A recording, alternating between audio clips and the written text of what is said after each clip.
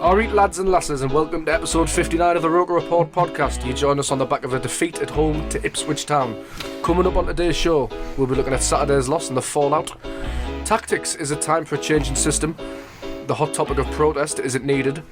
How are we feeling about our chances of survival? And we'll look ahead to the Bristol City game with some of your Twitter questions thrown in. Joining us today, we have the one, the only, Blythe's finest, Connor Bromley. I was wondering if you were going to say that when he said the one, the only. I'm alright, I'm good. I'm wearing the same outfit as last week. I'll no doubt get rinsed for that on Twitter. Look like Tintin. So, I think. Yeah. Look a little bit like Tintin. No, I actually have got red pants and I will wear them next week. It really annoys me that you call them pants. They are pants? No, they're not pants. Well, what do you wear under your pants? The trousers under or chinos, pants not doesn't pants. make... Anyway, moving swiftly on. James Nichols, how are you? I hear you had a bit of a heavy night last night. I love Sunderland, me. Oh, yeah. Hanging a little bit now, but I'll be fine. I'll get through it. Just for context, James Nichols looks really, really rough. and we've got Gav as well. Hello. How you doing? Not bad. Just come from work? Yeah. Hyper because of these sweets we've just been eating. You bought shit Daiquiri sweets. Shit, what, they weren't shit. No, daiquiris are alright, but these fucking space raiders, he man. nicked How them. is Space Raiders. He nicked them, he didn't. flying saucers, that's one. No, I didn't. He didn't buy the sweets. No, they're really nice, I think. What's wrong with them? They're just... I'm going to have one right now on here, just to prove. Listen. Nice. Sonic crisps. Lovely that. Right, we'll get on to our 3-word review. We have Niall Bromley, lol. Who's he? That's my brother. Oh, yeah. Mark Anderson, one of my best Bellend. mates, 2 steps back. Adam says, I blame Rodwell. SAFC North Yorkshire says, blah, blah, blah. It's the hope I can't stand, says descending into oblivion. Craig Davies says, slow footballing euthanasia. Alex McCain says, this is a favourite of mine, Earman. Mark Carrick, not down yet. Martin Thompson, pint half full. Dan Baines, what's the point? Mickey Luff, still staying up. And then Sean Lowther underneath says, what the fuck to that? Fair enough. Stu Tench says, shortchanged again. Ian Ashman says, not good enough. Skeptical Joe says, Coleman failing. Peter... Coleman is failing. Oh, Coleman failing, that's a 2-word review. Coleman is failing, so I always do one of them, don't I? Peter Buster says, deja vu, but he's put the day and the jar together, so I'm not sure that counts. That's poor Peter. You have to up your game. Jesse Spector has amazing tweets like, sports are bad. Alright, okay. Steve N says, cannot cross a ball. Well, pretty damning of the performance, I would say. Yeah. It was awful. Absolutely awful. I only watched the first half.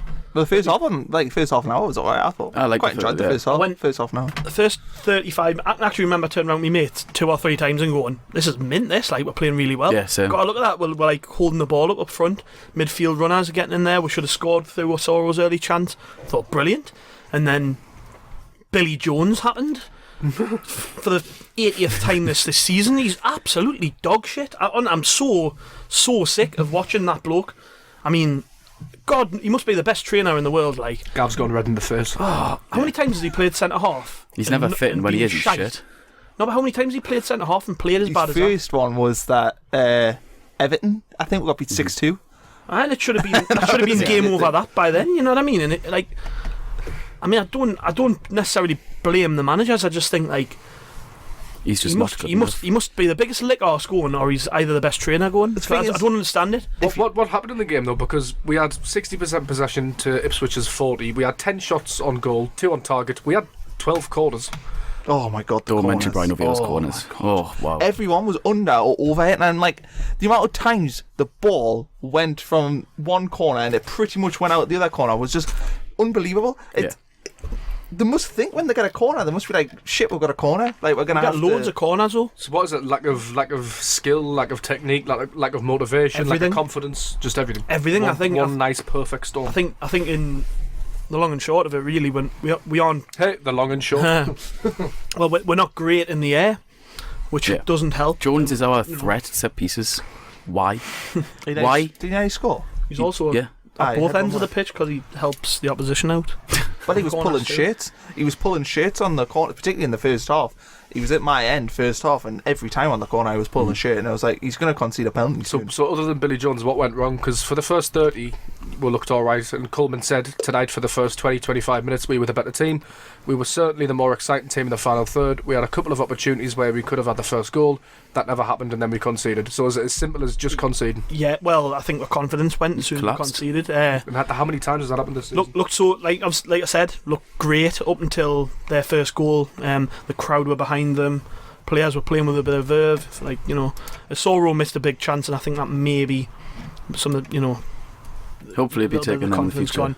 Yeah, oh yeah. I mean, experience. I think a bit more experience. He might use his wrong foot. Yeah, if he's on his left and kills it round, he's fine. Yeah, but I think conceding such a poor goal killed our confidence really, and it was a typical.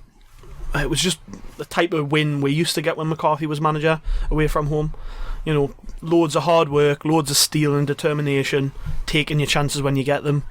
There was no sort of, Ipswich didn't have to play well for that win. Yeah.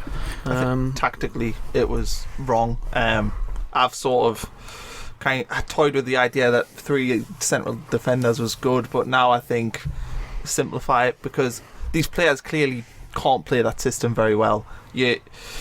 You're playing Billy Jones at centre back when he's a right back, and then you're pushing Adam Matthews into like this right back, right midfield position. It's not right, because neither of them players can play that position. You've got 2 right backs, and you're not playing them in actual the right back position. So you're calling for a change in formation. I just think simplify it and go 4-4-2 or 4-4-1-1, no matter how you want to look at it. Get in some of the creative players as well. He's not playing Aidan McGeady at the minute, and I'm sorry, he's got his problems, but he is our best footballer. Isn't there an argument to suggest that we're so bad defensively that we kind of need to play 3 at the back? Yeah, but we weren't that bad with 4 at the back when Coleman first came in. So if you don't interrupt us, we have a play called O'Shea, which he looks to be the best defender in terms of positional awareness, being able to command his box and stuff like that, and he has to play in a 3 for me. Yeah, because he's too slow to play in a 2. Because he's too slow. So our best defender is so limited, we have to play him in a 3. See, I personally disagree with Connor. I don't think the problem's the 3 at the back. I think the 3 at the back actually protects a lot of our players' weaknesses, especially O'Shea in the middle of the 3.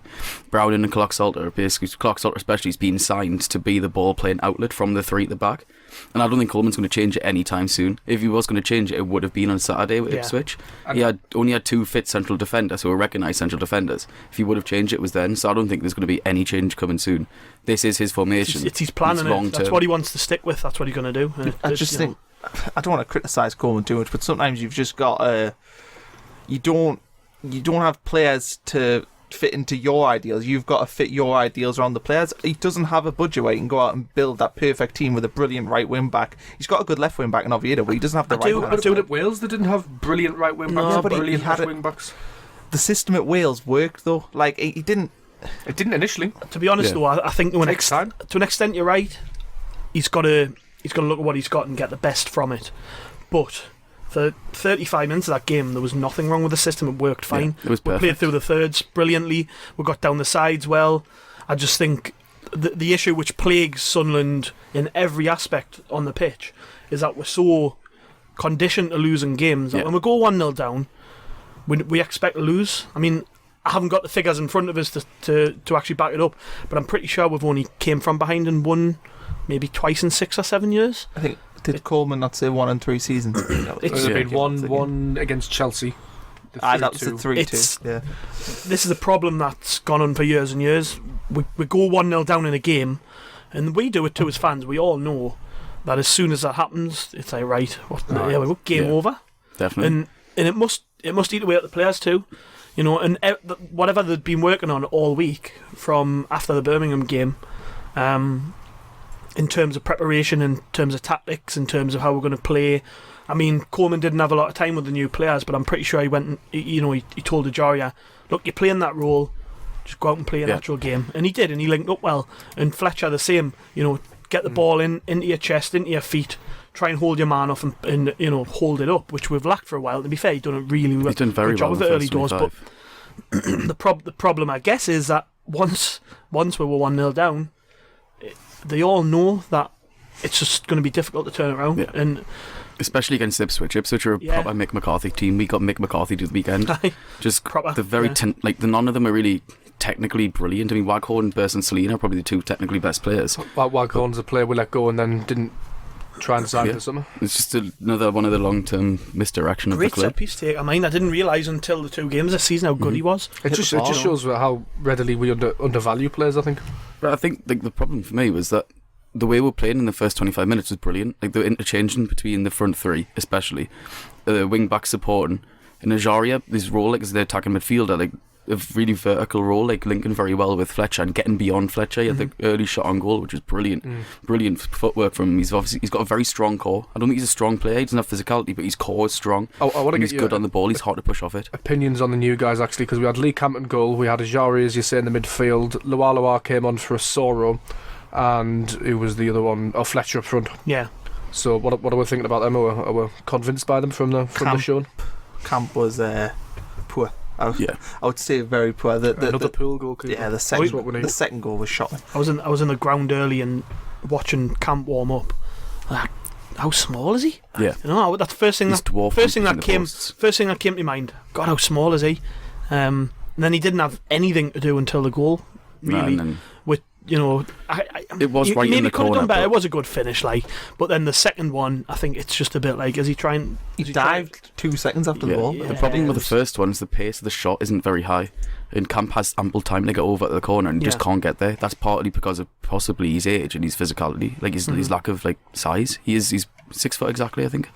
Yeah, but he doesn't look it. He just he looks like a bloke who's just randomly came in from Cardiff, not Cardiff the football team, Cardiff the city, and just like, I'll play in goal for you. That's what he looks like. I feel a little bit sorry for he has that presence, unfortunately. I feel a little bit sorry for any goalkeeper who plays for us, though, because when you've got like go back to it, but the way Jones defended that first goal, and that knocked us to 6. Like, you might as well have just blown the whistle there and then, because when you've got a player turned never like going to get any better. When you've got a player turned like that in defence, you've got to keep tight to him.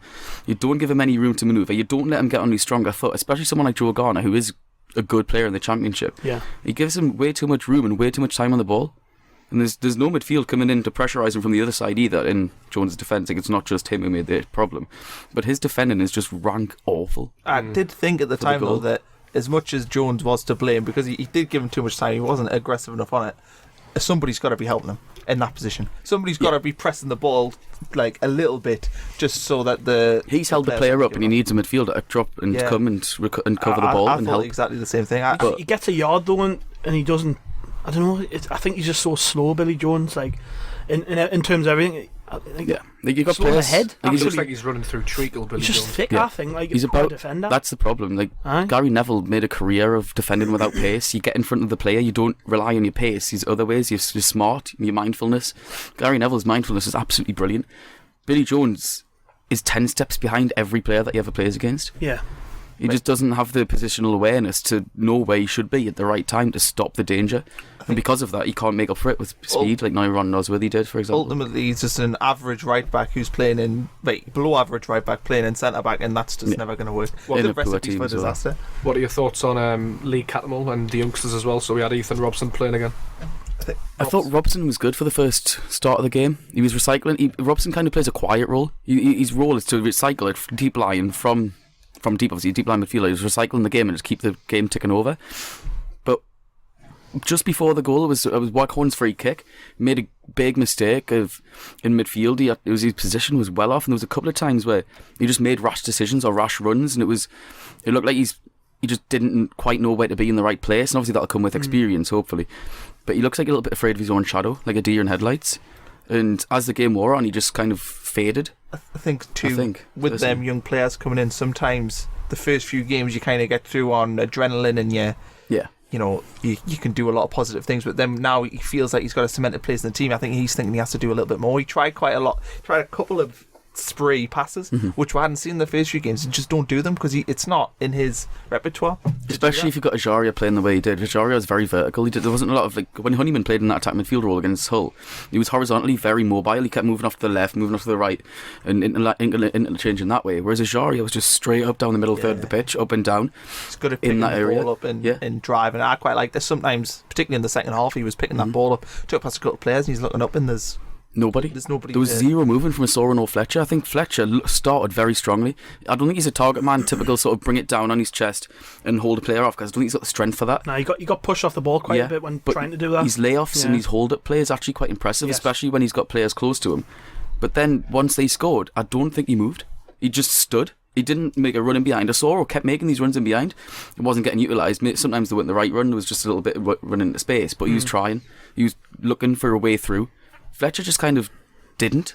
He didn't move at all for the last 60 minutes. He doesn't want to get in behind, does he? He wants to get the ball on his head in the box. But I don't understand, because he's very pacey. He's got a lot of pace. And I think there's going to be a misconception with Fletcher where people see that he's 6'5" and are going to think he's a target man when he's not.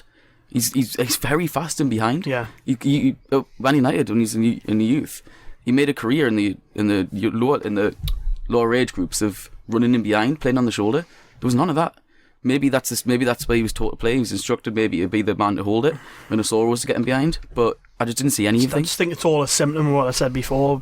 Heads dropped as soon as we concede the sloppy goal. Yeah, the mental fragility is worrying. Really worrying. That's something that comes with young players, to be honest. You know, that they're probably looking around wanting to be picked up. And I mean, sometimes when I watch the goals back, I just watch O'Shea's reaction to the ball. It's kind of just nonchalant. He just stands there with his, like, shocked with his hands in the air, like, oh, what's going on? You know, Catamol's always the same, like, clapping his hands, trying to get people G'd up, but there's not enough of it. There wasn't much of that from Catamol. Like, you see against Hull, you need the mix, you need the young players, you need the older heads to lead them on, and then the young players' vibrancy will pull through, and there'll be a nice balance. Against Hull, like, you seen Catamol pushing over Yedo, like, that's just Catamol being Catamol, but he didn't do any of that. He hasn't done that for the season apart from that game. At one point against Hull, I remember him like G'ing up the players, and it pushed our team out 10 yards from a corner, and they couldn't like get the ball and couldn't get another second phase of an attack in. It was really important. There was nothing from that against Ipswich. I think Catamol as well, he's making a good job of being invisible. I think he's realised that he's can't affect the game the way he does, and he's almost going missing now. Whereas at the start of the season he was involved, but he was just hopeless with his passing. And he was brilliant against. We're missing against Derby as well.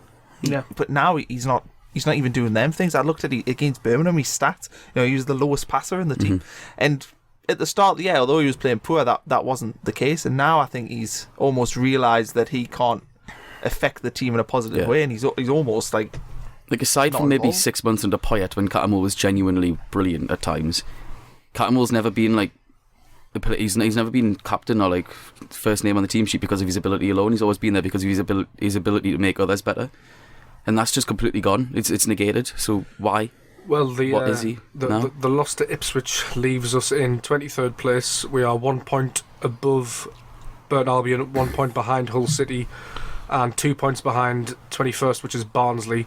We've got 1 win in 5, which is the same form as Burton Albion. And it leads me to a Twitter question, actually. Callum J, SAFC, asks, Blackburn got relegated last season on 51 points.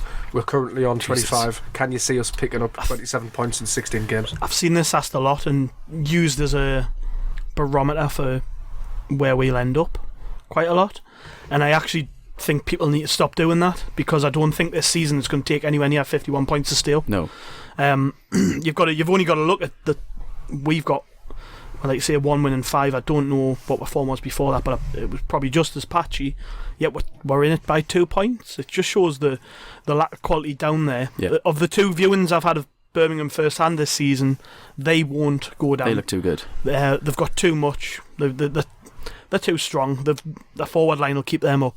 And Cotterill seems to be getting it right. I thought on Tuesday they looked all right. They'll stay up, and they'll win more now between now and the end of the season. So we've got to discount them, really. I think you've got to look at Burton, Barnsley, Hull, and Bolton, and then again Bolton. I mean, I watched them. They were in the live TV game. Was it Friday night? Yeah. And I said on Twitter that they look like a team of cloggers, but a team of cloggers who really, buy into what it's about. And I think there's a club who've been through a lot of adversity recently, and have. Bolton's strength is our biggest weakness. Their players, like their team, like people like Darren Pratley and Carl Henry, they're strong, like mentally very strong. Look how they reacted to losing their biggest player. Medine. As soon as they sold Gary Medine to Cardiff, everyone straight away assumed, well, that's Bolton gone, and that's how they reacted. They reacted with a decent win. Good goal by Sammy Amiobi. But what I'm saying is that they know what they are. I don't think Sunderland do. Don't think Sunderland are fully up to speed with what they are, and it probably won't be like that for a while now. And I predicted this last week. I actually think that until the heat is on, we won't see the best from this team. If there is another level for them to hit, I think in previous seasons when Sunderland have looked like relegation was a certainty and we've stayed up, it's because it's got that point in the season where we've had to put our foot down, we've had to step it up. Players like Catmull and O'Shea coming in their own. I think when the pressure is on, that team performs. We're going to have to hope this one does the same. But if you look at the first 25 and off that performance, we will stay up. Like, that proved to me that we do have at least the quality in parts to stay up, especially definitely better than Bolton, Barnsley. Like, the teams that I've seen around us this season, like the way we played in our first 25-30 minutes is a lot better than that. The problem is it's the same team, it's got the same ability. Like, that game's like a microcosm of our season. 25 minutes, absolutely brilliant. For the rest, 60, collapsed, terrible. Just sit with the ball in possession, let the other team sit back and can't break through them. And there's a lot of teams like that in the Championship, like Ipswich, who come to the Stadium of Light and know exactly how to win, because it's not difficult. And the Championship's full of teams just like Ipswich who aren't blessed with technical ability, but they'll bully you, into defeat, which is exactly what happened. Really, a couple of chances took them. Game over. That's all you need to do against Sunderland. For now, we're not cut adrift because the other teams are in a very similar position or are just as bad. Like, we keep saying to each other, how do they keep picking up this win? How does this team keep picking up this win? Like Bolton, Birmingham, whatever. But if you look at their long-term runs, their form's very similar to ours. They're not picking up points, and there's no chance any of those 6 are probably going to get anywhere near 51 points Blackburn went down on. I think too, it's like when we won at Nottingham Forest. Like, occasionally you do, every team wins them sort of games. It's not the greatest league in the world, and you can't pick up them sort of wins when you don't deserve it. Like it was exactly the case when we went Nottingham Forest. But look at Hull in particular, I think are probably in a worse position than us. I think they're probably the one team down there. I think Burton are, if they stay up, it's to do with, it's that Darren Bent having an Indian summer or something in it. But I think Hull are the ones that I think are in a worse position just because they are sleepwalking down there. They're doing really poor. I think Hull have been dragged in as opposed to being in the siege mentality since the 4th, 5th week of the season. They've made a stupid appointment as well. I don't believe in Nigel Atkins. Don't think the fans do either. And I don't. Very uninspirational appointment. That. I think they needed You can tell from the players as well that I think the players at Hull think that, like, the way they were performing against us, they didn't have that extra verve that when you manager bounce you'd expect from. He's been in for a little while now, Adkins. It's weird, Hull, because they tried Leon Slutsky, which was kind of like, I don't want to be nasty here, but kind of like the hipster appointment, wasn't it? Yeah, he is an excellently talented manager, Slutsky. He is, and it didn't work out. Not in the Championship. They just seem to be. They'd be better off with him now, though. I believe. I think. I don't think they should have sacked him. If the alternative was Nigel Atkins, and I would have kept him. Under Slutsky, Hull were a team that beat Birmingham 6-1. They were a very inconsistent side, but they conceded a lot of goals, but they managed to score more. Like Jared Bowen was in the form of his life. Now Adkins has came in, he's kind of just made them another typical stereotypical boring Championship team where they're going to shithouse the way to a point or a victory, and then going to try the best and probably not get it. Where's Fernandes? Is he still injured? Is he out to the end of the season, or is he? I'm not sure. Because that could be big for them. Yeah, you've got a good point there. Yeah, he's a good player. That is worrying. He's good for the Championship, but he hasn't really done much this season, has he? Well, he's been injured. He's been injured. First the whole season. I thought he was I was looking at the table just above that pack of teams you mentioned before. I was just trying to look whether there's a team maybe who could get dragged into it. Sheffield Wednesday. I'm not so sure about them. I was looking at Reading. I think Reading are on 32. They won at the weekend, maybe. But before that, I thought they were in deep trouble. Well, by all accounts, Stan would have got the chop if he had lost at the weekend. Yeah. So that makes us wonder. If it starts to look ominous for Reading, they'll probably sack him, which maybe gives them an advantage. So we're probably looking at one of 4 teams. Above Birmingham in 19th on 30 points, we've got Reading in 18th on 32, Sheffield Wednesday in 17th on 33, and then Nottingham in 16th on 35. They're not going Chef down. Wed are kind of the wild card here because QPR could get dragged into it as well. They're 15th on 36. It's so tight. not with Holloway in charge. No, Holloway's got that though. Yeah. He took Millwall down with that. They had a good start the year. Millwall went down, and then they totally tailed off the end of the I season. think so. I was thinking the Holloway side. We've seen it in QPR earlier on. Holloway knows the Championship well. That Millwall side was very poor. What concerns me is that, pretty much everybody has written Burton off as going down this season. 1 point ahead of us. Oh, we're 1 point ahead of them. And like I said, you never know what Darren Bent's capable of. You know, if they can get him fit and scoring goals, he'll win. It would be games. very Sunderland as well for Darren Bent to send us down to League One. Well, that's what I said. We were talking in the Roker Rapport group chat, and everyone was saying, "Oh, Darren Bent, he's finished this, that," and I was like, "Well, scenes when he propels Burton to safety and we go down." Yeah, he's at that age now where he's coming towards the end of his career, but you've got to think that's a good signing for Burton. And it must be like we'd have took him, wouldn't we? It must be tiring, like slithering everywhere as well. Like when you're that age. He must exert a lot of energy slithering from. Yeah, what we're saying, he'd pace to do well in the Championship. You can't do pace when you're just slithering around like that, can you? So anyway, we're going to take a quick promotional break so you can hear from our advertisers. We'll be back in 2 minutes. Hello and welcome back. Right, so on to the next topic, protest. Much of the talk on Twitter following the weekend and the end of the transfer window has been about protest and demonstration and the pros and cons, thoughts and opinions on that. A lot of people seem to want some sort of movement, but we're just kind of waiting around for somebody to organise it. We canvassed opinion on this actually. We put a tweet out. The poll question was, would you support a fan-led demonstration aimed at highlighting the situation that Sunderland AFC finds itself in, both on and off the pitch? And we got a little under 3,000 votes for this. It still has 6 hours left if you want to register your thoughts and opinions on that. But we have 69% lol in favour of yes and 31% voting against protest. Nichols, I believe you're in the we should protest camp. No. Oh, you're in the opposite I'm camp. the 31%. And Brom's the 69%. No, what? You need to rethink this. I was going to say, no, I'm probably in the same camp as Nichols. You said pre-pod that you were going to go at Nichols. I heard you really want to go at Nichols. You're going to have a fight now. Like him. He was talking I about can something play else. devil's advocate. I mean, now I am sort of in the pro camp.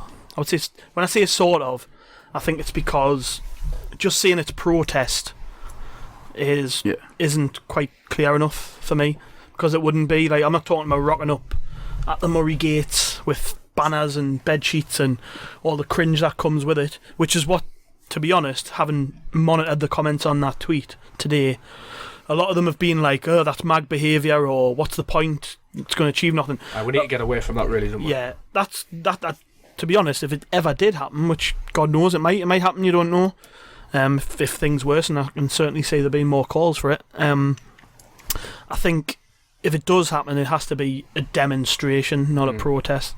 And the wording of that's quite careful, because protest to me would indicate some sort of like, pitchforks type, baying for blood. At the end of the day, we all know Ellis Short doesn't bother to attend games. He's not going to be sitting in the office while everyone's standing outside shouting his name, so it's pointless. Back in the day when people protested against Murray, he did go to games, so there was a point in that. And Murray faced up as well. So. Yeah, but for me, if anything happens, and I mean there is definitely a thirst for this to happen. Well, like you say, nearly 70% of the people who voted on that poll, and I mean, I know it's only a small amount of people, but nearly 3,000 represents quite a lot of Sunderland fans, really. So, yeah, it does. You've got to think that if you polled another 20,000, it would probably be around the same figure. You've got to think that the people would want to do something, but for me, I think it would have to be more a demonstration of who we are. The fact that there is a big fracture in the fan base at present, and people don't quite know where to look, where to point. We are lacking leadership at the top of the club, and I think if it's me trying to make my point would be that as a fan, I don't feel like the club communicate with me enough. Well, this is where Andy, one of our writers, Andy, comes in with this tweet. You can follow him at SAFC Source. He says, I think highlighting it to try and improve the lack of coverage of the club situation is the best we can do right now. Protesting against Short himself seems pointless to me, as he doesn't want to be there anyway, and it won't make a difference without a potential buyer. Yeah, so he's right. I mean, people want to, if anything, just show the world, because I know everybody knows that Sunderland are crap. Yeah. But nobody really knows the reasons for why, and nobody understands the reasons for why. And like, if you've got to look at, for instance, the other week, Hartlepool, when it was announced that they were desperate for funds to stay alive, that the football world rallied round them. Yeah. I'm not saying that's what Sunderland need, but when you highlight something and you make a deal of it, people take more notice. And I think that number one for me is that the club at the top level there needs to be leadership shown. to us as fans. You know, you never see or hear Ellis Short. Football leadership as well, not just business leadership. Yeah, and I mean, back in the day, Niall Quinn used to go into social clubs and meet the fans and spoke to fans every day when they passed them in the street. I mean, other than pre-recorded interviews on the club website, we don't hear from Martin Bain. So it's all kind of left to Chris Coleman, who at the end of the day is the right man. I think pretty much every Sunderland fan can unanimously agree 100%. that Chris Coleman is the right man to lead this team forward. But at the same time, above him, there needs to be something else. There needs to be something else to look upon. Like, there are our most stable clubs. Sunderland aren't a stable club, but we do need to see more leadership. We had Red and White Army, the fan group who came in and wanted to. I think one of the main aims was to set up a structured dialogue. We had Andrew Hurd, one of the organisers on the show, and that sounded all very promising at first. I think that they've met Bain, haven't they? Yeah, a couple of times, yeah. But I think the minutes have been posted from the meeting, so I'd encourage every Sunderland fan to go out and have a read of them. But do you think that organisation itself is enough? Because that's, it has Wise Men Saying there, it has ALS, it has us representatives. Branch Liaison supporter group. Exactly. It has an LGBT representative. So do you think that organisation alone is enough? I don't think that's why that organisation exists. I don't think they ever set out to be a protest group. No. Which is... You can say what you like about the way that membership was recruited for that particular group. I think a lot of people who signed the dotted line thought, yeah, I'll be a part of that. Probably thought that in times like this they might be able to look upon the Red and White Army to act maybe upon people's feelings. That's the issue really. You hear all these comments from people who want some sort of protest or demonstration, but nobody knows where to turn. Yeah. No, I mean, we get it after every game when we get beat. So do Love Supreme, so do Wise Men Say. We all get the same tweets from people saying, "Come on, organise a protest," blah blah blah. Everyone's just looking around for somebody to do it. I mean, I wouldn't know the first thing about organising a protest. I write for a website, you know what I mean? But I mean, what we do have is we do have a genuine outlet to be able to voice it. To be able to voice, yeah. So if there was something worthwhile and meaningful that sounds like it could be of use, and the point of it is there for all to see and it's valid. It's not just a case of I want Ellis Short head on spit. It's not that. It's if they came out and said what we want to do is we want to demonstrate against the way the club's ran. We want to demonstrate to show how much we're behind Chris Coleman and the players. Then I wouldn't mind helping them along the way and spreading helping them spread their message. But I think it's difficult because we're all. I mean, you can probably sift through them comments just to display this, but everyone's on a different page. A lot of the people who are replying to it are who aren't in the protest camp are saying, well, what's the point? What use could it possibly do? And I think from my perspective is if 2,000 Sunderland fans gathered to sing pro Chris Coleman songs, pro Sunderland songs, showed in front of the cameras and the media that were there looking on what we're about, then that would spread a good message. It would spread a positive message, and that I think that can be just as important as getting your bed sheets out and scrolling Short out on it. I think if you look at the kind of successful protest movements within football that have gone on for good things, like Swansea, for instance, obviously it ended up the club selling to the fans and the fans burning them out, but that worked because they had a core objective which every Swansea fan was on the same page as. Whereas judging from the comments, as you've said on the Twitter in the response to this poll, it doesn't seem like Sunderland fans have that at the moment, which is fine. You work with what you're given, but until we have that common kind of identity and objective, I'm not sure. It's the same with Hull. The Hull fans had the City Till We Die protest, and the whole thing was designed around. It's now developed into getting Asamalam out, but the whole thing was designed around stopping Hull City being renamed Hull Tigers FC. They had a clear objective in sight. They weren't polarised. They had unified aims. They went there to protest, and it was successful in stopping Alum renaming the club.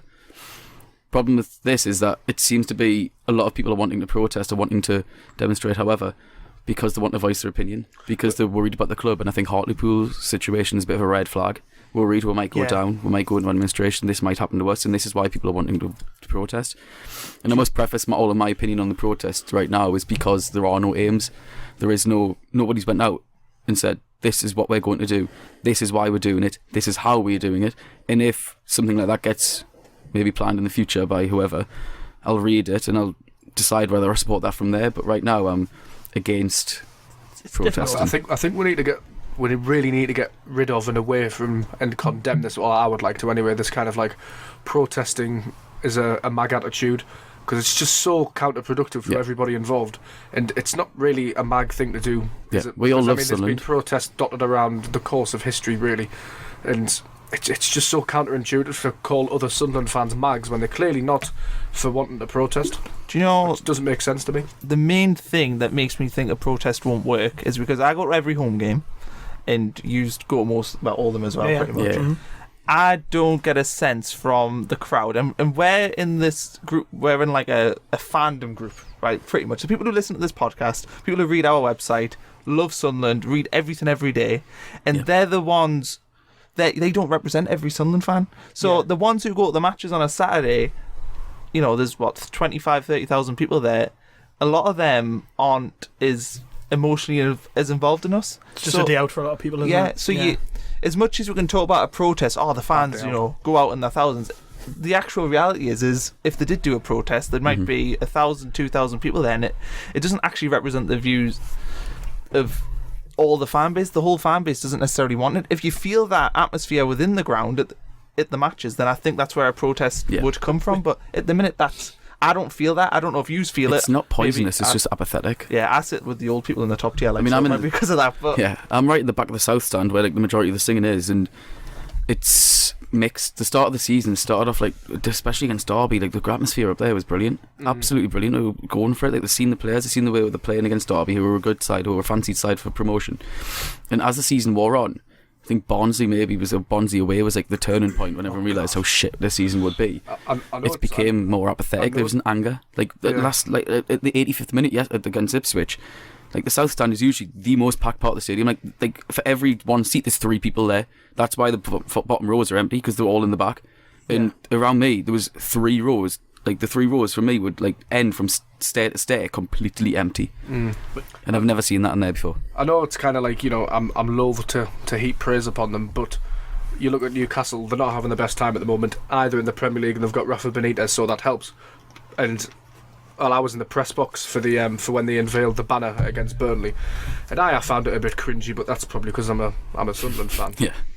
But the intention was there, though. But that's what I'm saying. With me neutral head on, I was like, I would have thought if I was an outsider looking in, fair play to them. They've turned out 50,000 screaming Geordies, nevertheless, and they've got that banner out. And to be fair, the banner looked good when they eventually got it sorted. It took them ages to get Geordie that banner nations sorted. come together. God, did that banner take them a long time to get sorted? I stuck up for them on that because I think, like you say, it was cringe. The logo, the whole message they were trying to display, I think it was pretty cringeworthy. What it was, poorly written as well. Yeah. But the intention from was a man there, who tried to bankrupt the club once as well. I actually admire them for sticking up for what they believe in, especially knowing what I know now about Sunderland and how difficult getting something like that off the ground would be for our support. They've made no secret of their feelings on Mike Ashley, and like one of the things people say about any potential protest at Sunderland is, well, what's the point, because we all know that Ellis Short wants to leave anyways. Well, Newcastle fans know that Mike Ashley want to leave, but they make no secret of it, and they're still very vocal about it. And we could do with just our fans being a little bit more vocal about what they believe in, I think. Do you know Gavers Lee Lawler? Do you know why the Newcastle one's so good though? It's because that image. Yeah, I'm laughing about that Lee Lawler thing. Because the image though is being passed around everywhere, because they've made a statement, but they haven't protested in the sense of going outside the ground and going with picket signs and kicking off. They've done it in a way which can be passed around and people can see the message. Just smash phone boxes up and throw the shirts in the river. I saw a good point on Twitter earlier. Some people suggesting that because they've been so constant in the anti-Ashley campaign is why they get so much national media coverage on the particular subject. They were also football's darlings of the 90s, so then you've got your favourite second team. I mean, this all spanned from comments made by George Colton on Twitter yesterday, the Times writer. Someone was kind of having a pop at him saying, why don't the national media cover Sunderland particularly? he was like, well, I'll be honest with don't you. care One, you're anymore. not in the Premier League, Yeah. and two, I've not been sent to cover you. And then people like to get on journalists' backs and say, Yeah. why aren't you writing about Sunderland and such? Like, well, you have to get sent there by he your suggested employer first. he suggested that if there was a protest, that he would be sent to report on it. My problem with the way that we're reported the wider like national feeling about Sunderland is that we aren't reported on very much, but when we are reported on, we're a laughingstock to everyone and everything, and deservedly so for the way we've shithouse relegation, tried to avoid relegation the last couple of years. The whole Byrne and Johnson case, like, there's lots of reasons why we're a laughingstock. But even when you hear from Sunderland fans who are in the media themselves, or Sunderland fans who are in national elsewhere, to them we're just laughed off how empty the stadium is, just how bad we are. There isn't any cause for, well, why? There was a good Rory Smith article on why, what happened to Sunderland. It's nothing new to Sunderland fans, we all know why. But it was just good to get our plight out there to the wider footballing world. Like, people in the Premier League are in a Premier League bubble. Everything's about the Premier League. You don't realise we don't realise just how bad it can be for some clubs lower down the leagues until it's too late. So one thing I will support in this idea, although I'm personally against the protest, is that we need to raise awareness. And who else is going to do that but us? Sunderland fans. Nobody else cares about Sunderland. Which is why I've said it's demonstration that's needed. Yeah. And if there's going to be anything, it has to be like, let's gather and show who we are. Yeah. If it is rather than saying we want this and we want that. Yeah, if it is like a big protest of like bed sheets and people shouting different things, like one saying Bane, one saying short, one saying money, one saying get out, one saying sell, like unorganised, disorganised, just like angriness. That's not the way of doing it. It can be quite destructive. Let's just all organise a big piss up. We'll play Niall Quinn's disco pants and we'll dance around a bit. Yeah. And I reckon that's a good demonstration. We said in the first half of the podcast how mentally fragile the players are numerous times, and it's abundantly clear to see that. Imagine how they're going to be impacted under an atmosphere like that, and it does affect the players. 100% it will affect the players. James, you mentioned the empty stadium. Reece Benson asks a question on Twitter. How many people do you think will renew their season tickets in League One? Going to be a real strange atmosphere having a 49,000-seater stadium running at 25% capacity during those home games. If even that. I genuinely fear for our That's going to be a massive stability. That stadium could be a massive millstone around the neck. I just think League One football could be the death knell of this football club. I do. It's already like a white elephant in itself when it's empty on a Saturday. Well, look at, was it Darlington who built that big stadium, couldn't get up the leagues, fell into financial trouble, and that stadium was the death of the club. There was a tongue-in-cheek comment on Twitter the other day that if we go down, which is feasible, and Spennymoor get promoted, which is entirely feasible, there'll be one league between Sunderland and Spennymoor next season. If there's any sort of anything that indicates just how far we fell, it's that to me that. I could be talking about the Sunderland Spennymoor game in a couple of years' time, because, I mean, would it surprise anyone if we got relegated? No. Well, not at all. It's a distinct possibility. As we were saying earlier, we're 1 point off Burton, who are last, and we've been down there all season. Yeah. If the players still play the way they are now, it remains a certainty. We must have, in all of the Championship clubs down there, we must have spent next to Burton the most time in the relegation zone. Probably. I don't want to be too negative, and I do honestly, I back Coleman. I think if we do stay up this season, it'll be through a late rally with him leading the charge. I do think he's that type of manager. Hopefully. I think we've got to kind of just remember the bigger picture, really. That was the first game for a lot of those players. Lua's not quite fit. Williams isn't quite fit. Coney's apparently committed. I mean, he was poor against Birmingham, but when he's fit, we know what he's capable of. There are things to cling on to. The problem I've got is we have no talisman at the minute. We have no player who we can look to and be like, right, like even in the early stages of the season, and I was a detractor of his, but at least when you grab him to score goals. McGeady as well earlier on in the season. Yeah. You've just got to kind of hope that it all meshes together eventually, and what we're seeing now isn't the final product. Come towards the end of the season, everything will work and it'll all tick nicely. And like I say, there's only 2 points in it. I mean, it could get a lot worse if we keep losing games, but we're not cut adrift. We're not cut adrift. Like, segue them both. Like, protest's dictionary definition isn't like the idea of standing outside somewhere, big, massive group. That's just a form of protest. Yeah, protest is merely to voice one's objection at something. It could work if it's merely voicing their objection like that, and it's not just a huge dirty mob. My fear is that Coleman's success around Wales was built around this marketing campaign, the hashtag Stronger Together. It wasn't just a marketing campaign from the Welsh FA. Coleman instilled this in his players and in the fans. His whole idea is about galvanising. He uses his charisma, which he's got in abundance, to galvanise the fans, to galvanise the players. And my fear is that if the fan base is too divided and the club becomes too fractured, which it already is, horrendously fractured, that just wouldn't work. It could just impact from the even worse play. I think the fact that he talks about turning the corner will turn. Mm-hmm. That's where I promised that we will. Yeah, that's where I get my sort of hope from, because, like, I knew there was going to be pain like this season. I think we all knew there was going to be pain this season, and the pain's been far worse than what we expected, and it might go on for a bit longer.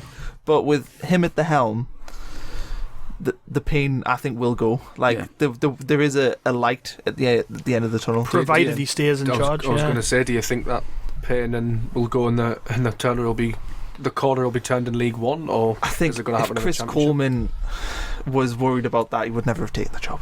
Like, I think he wouldn't go at this point, because no, he's invested. He took a stupid job, really. He took a stupid risk taking the job, but they're in a position, if they go down, where he could build it up himself. Yeah, he's moving his family to the area Look as well. at Leeds went down, Wolves getting down, Norwich, Sheffield United, Sheffield Wednesday. It doesn't. We think it will kill the club, but it doesn't kill the club. No. Once you start winning some games, the people start coming back. And obviously, it seems difficult to think we're winning games, but the pain will end. And whether that ends with staying up this season and building from there, or going down and having to rebuild in League One, that's the pain will go. I think the perspective is important, because people are so afraid and pissed off. It's just because of how shit the season has been. We do it when we come into this room every week, don't we? We concentrate on the game. We talk ourselves into a kind of depressed stupor, and we all leave thinking, fuck's sake, shit. But we do have to, as you say, James, kind of look at the wider picture.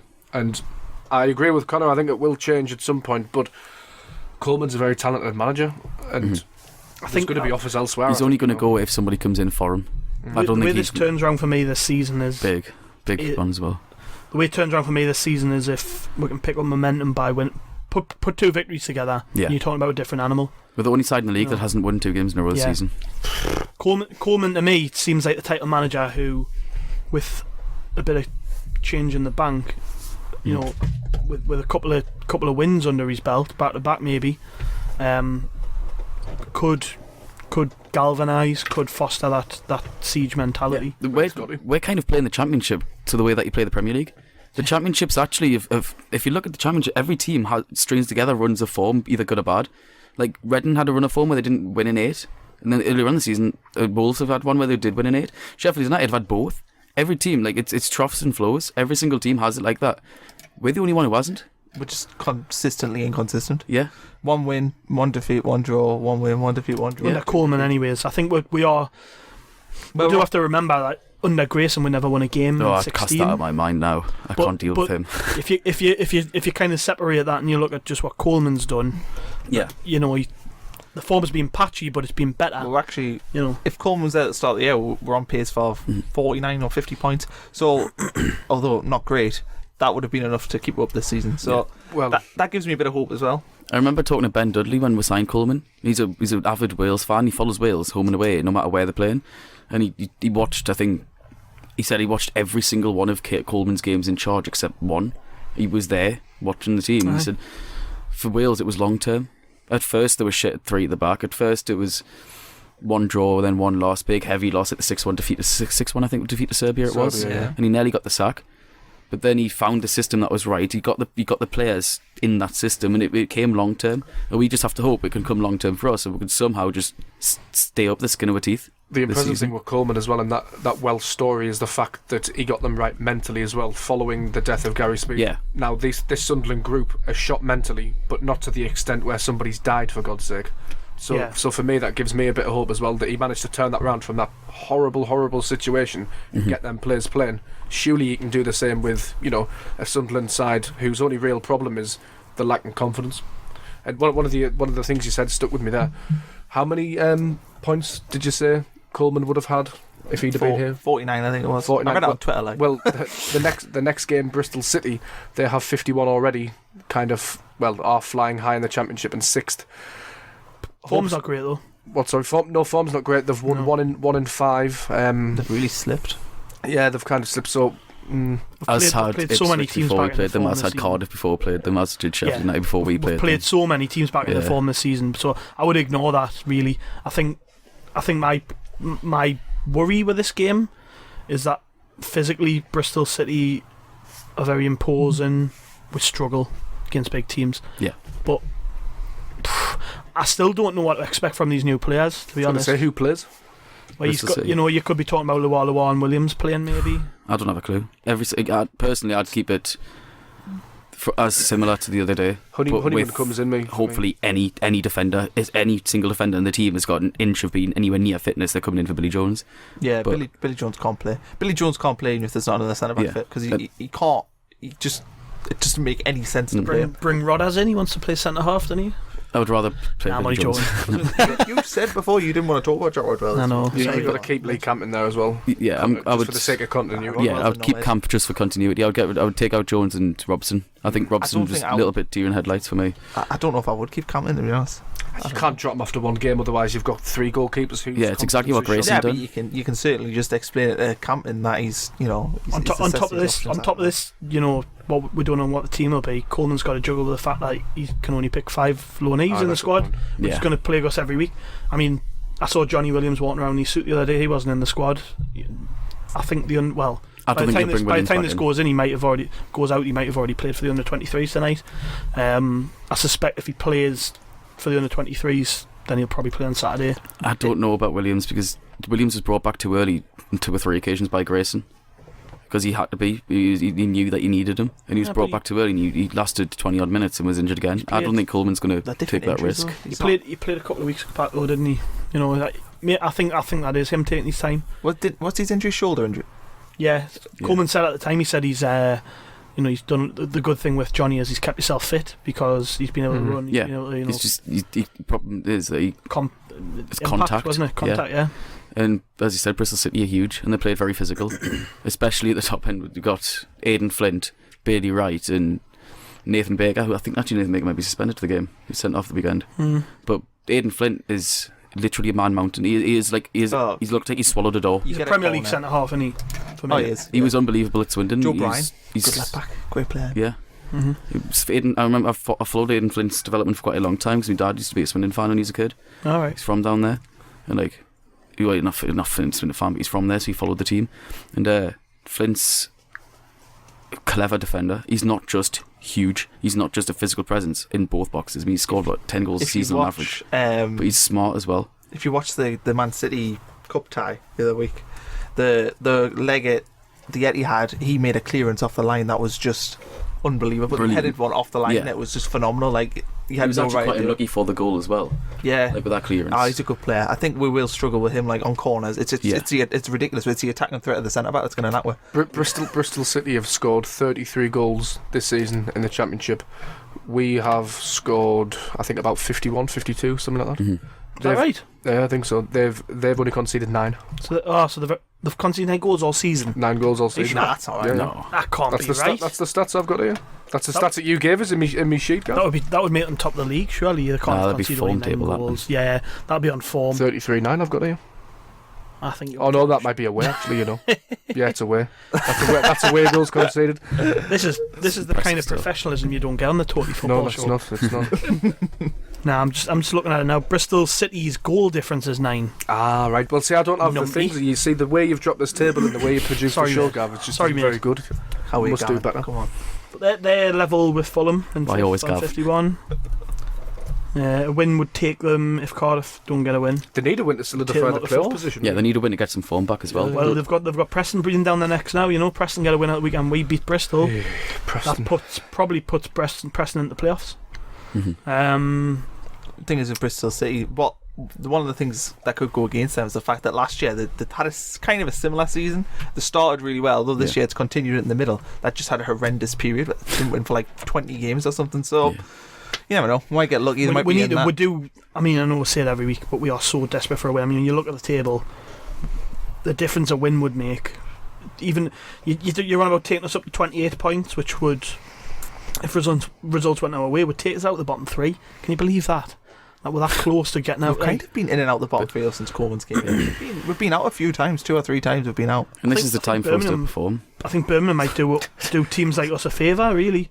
If they keep up the form, they're going to drag Reading into it. You know, we've had a home win, now we've had a loss, with uninspiring loss, and then we're due another win again, because that's what it's like, and that's what it's been like. A close defeat and then a close defeat or draw and then a win. Worst case would be that we'll lose. Burton, who are they playing this weekend? Yeah, they're away at Ipswich. Probably go and win, and we'll go bottom of the league. That'd be nice. Right, I'm going to go around the table and ask everyone for their score predictions. And I'm also going to ask for a description at the end of your score prediction. It's going to last 20 seconds. I'm going to time yous, and I'm going to cut yous off just to see who comes up with the most convincing argument. I'll be the judge, if that's all right. Go on then. Right. Who wants to go first? Connor. Just 20 seconds what? A prediction? No. You say your score prediction, and then you state your reasons why within 20 seconds, and then I'll cut you off. So you've got to be concise. This pressure. This wasn't reversed. I can do it. Reversed. I thought I'd throw you as a curveball. I'll do it. Just to make up for me, like, getting the championship table when St Bristol have conceded 9 goals. I've just spent 20 seconds like calling you names. You can do if you want, but you'll not win any fucking prizes, I'll tell you. What's the prize? My gratitude. You can have the last take the 20 seconds, call them names. Space UFO thing. What is it? Flying saucer. Little sherbet in. I don't the last one. Winner gets that. The winner doesn't have to bring the sweets in next week. Oh well, it's my go actually. So that's the stakes are high. There's a carrot to be dangled. The stakes are high. Oh, no, go on. Right, James Nichols, you have 20 seconds starting from now. Right, 2-1 Bristol City. We're shit. They're not. They're huge. We're small. Boom! That was 20 seconds. That was 4.39. Bang. You've got to fill the 20 seconds. Sure. No, you don't. There's no stipulation to say you have to fill the 20 seconds. Oh right, I thought the whole point was you speak for 20 seconds and then you've got to try and make an argument. No. The job of a journalist sometimes is to be, short, concise, and to the point, and he manages that, so he gets points for that. It's just one way of doing it, lads. Don't let me put words in your mouth or whatever. All right. Right, we'll go with Gav next. Gav, you have 20 seconds starting from now. Bristol City 1, Sunderland 2. We're going to win because that's what we do. We do things the hard way and when people don't expect it. I think that the new striker will score a goal. I think Lual will have a stormer. And I think Lee Camp might throw one in. And we'll still come in next week and be very, very, very, very, very happy with a win. I like that. That was bang on 20 seconds. That was the info. Did you get that with all the verys? Yeah, that was very, very good. Very, very, very, very, very, very, very, very, very, very, very, very good. Very, very good. Right, Conor Bromley, it's nearly your turn. I hope you fuck up just because I'm laughing at you. Got a bit of names. Right, Conor Bromley from Blythe, you have 20 seconds. Starting from now. Alright, Bristol City 1, Sunderland 0. I think Aidan Flint will score with a header from a... Oh, your phone's went off. I've got a distraction in there. Couldn't have taken that better. You've had your phone on silent the whole time. Oh, that's a conspiracy, that, like... This is a... Sorry to stop you. Rodwell's playing for the under-23s. That's what the text was. What? Oh. Right, well, we're not hold the phone. Jack Rodwell's playing. Alright, can I change my prediction now? Someone's going to win 1-0. Jack Rodwell's going to... Right, Conor, you get take 2. You're lucky you get take 2. Alright, okay. Right, we'll reset. We'll not edit that out because that was funny as fuck. Edit that out. Yeah, no, you're going to have a bit swearing. We're a fan. We're a fan cast. I've said Bellend today, to be fair, so... Ooh, Bellend. Ooh. Anyway. That's what she said. Conor Bromley, you have 20 seconds starting from now. Bristol City 1, Sunderland 0. Aidan Flint will score, though the news that Rodwell's playing has changed my mind because obviously he's a brimming England centre-back. Waiting to happen, a Premier League quality player. So if he plays, maybe we'll get a 1-0 win ourselves. Rodwell will mark Flint out the game, score a goal himself from a corner, do that box-to-box midfield thing as well, even though he's playing centre-back, and he'll be amazing. And I honestly believe... Stop. Oh, that was 20.51 seconds, and you called Rodwell a brimming England centre-back. What's brimming? Can Rodwell not just fuck off? What's brimming? Brimming, I don't know. Can somebody look up the Oxford You can say Dictionary brimming. Brimming just means full. So he's a full England centre-back. And this will be news to no one by the time this podcast goes out, but Steele's in goal. Rodwell's playing at number 6, which means he's playing centre-half. That's fucking awful. And then Johnny Williams is in the team. like I said before. Interesting. Oh, very good. Well, there you go. Roker Very Report, the best And for the new breaking striker, news. the new Best for Scottish breaking kid, news he's on a been- podcast, even though you actually said before that the poll has got 6 hours left, but by the time we finished it, Oh, I didn't think of that. We're not shit hot with it. So release of this. So the poll is finished, guys. You can't vote on it, but have a look anyway. we'll do a new poll. This then. podcast's like a beef brisket. You're slow and easy and take your time with it, and then it I like comes out. brisket. Then after 6 hours, you get the finished product. Aye, Have you and ever been to to be Red's fair, Barbecue in town?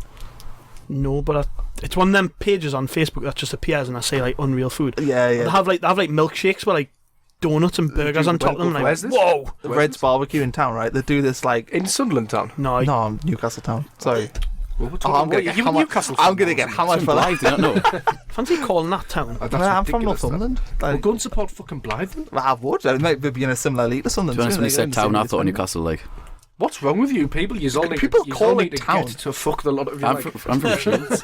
get off this Sunderland Anyway. podcast and go and support someone else. Red's Barbecue in Newcastle do a very, very good meal. You can get like a lovely Fuck's sake. mixed grill platter. I'm not brisket, steaks. spending me money in Sunderland. I'm not eating. Are they bacon paying 'cause us for it's this red. This is not on here. Are they paying us for this?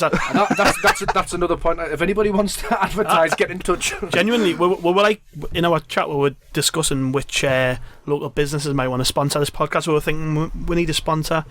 We're thinking maybe Dixon's Butchers. If anyone from Dixon's and Tyne Dock are listening, We're not Yeah, even, want some of that free Savaloy dips peas would be pudding. very, we're not even very looking welcome. necessarily for like a financial kickback. Just food will do us. anyone really? I mean, if there's anyone listening to this who wants to sponsor a podcast, we can be easily bought.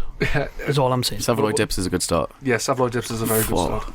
Just any, Fucking any, neck there. any form of food. Someone to supply the sweets every week. That would be good. Your Oh, get dedicated- Haribo in there. Imagine I could do a mint intro with that. Your dedicated sweets sponsor supplier. Sweet That's a Home class Alabama. intro, that That's is. shut down, innit, that Dedicated one? sweet Has it? sponsor supply. Aye. Oh, that's Shut a shame. down. Sweet Home Alabama was good. Done out by the in supermarkets. Sunderland Town Centre, Bromley. So, right. I'm an idiot. You are an idiot, yes. And on that note, hopefully better times are ahead. Our Bristol City preview podcast with Bristol Post writer George McGregor will be out on Thursday morning. Gregor McGregor.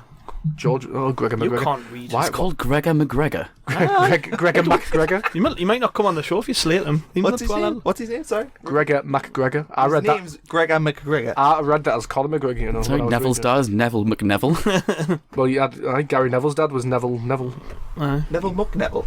Neville. It's Neville Neville. The audience can't see this, but he's going purple and crying. What's just happened there? Neville McNeville. That was McNeville. last night. I got confused. I meant to say Neville. Fucking Neville McNeville. Fuck's Hey, Neville. McDonald's could I be a didn't good even hear you sponsor. say that and just corrected you anyway. They could have the Roker Report. Conor McBromley.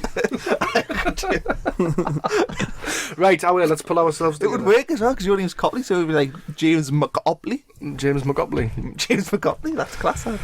It's wonderful, I love it. Anyway, right, hopefully better times ahead, as was said. So we have Bristol Post writer Gregor McGregor, not Conor McGregor. Don't get your hopes up on that. That'll be out Thursday morning. We've also got a special episode of the pod coming out on Saturday morning. We've been saying that for weeks, but there's been too much going on, so we haven't had a chance to release it. That's on former Sunderland goalkeeper Lee Richmond Roos with his biographer, sponsor Spencer Vignes, and Sunderland historian Paul Days.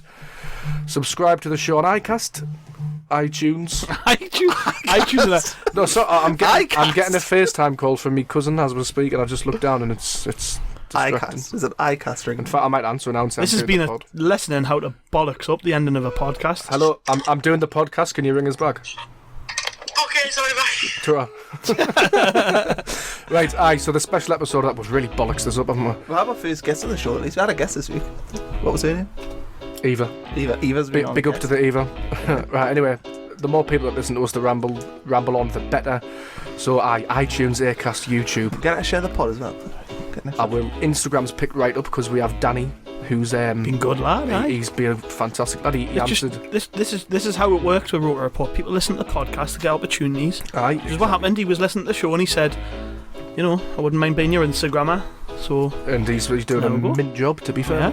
You can find him over at Roker Report on Instagram. It's going to have portraits. Our portraits going up soon. no, Oh. he's not.